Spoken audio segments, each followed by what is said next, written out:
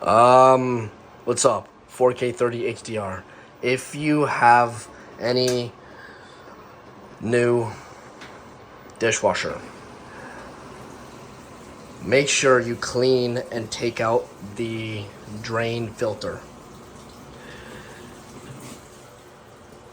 Is it gonna switch to the ultra wide, please? Boop! There we go. This is out of our. Gotta get a grip on my phone. Our LG dishwasher. We ran it last night and we haven't done it in a while. And this is the filter that goes into the dishwasher. Yeah. So make sure you clean it. If you run it frequently, clean it every time you run the cycle. Like when it's empty, when you empty it, take this out, clean it, put it back. All right?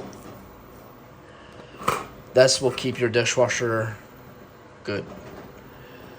And after every cycle, when it's done, leave the door open a bit. All right?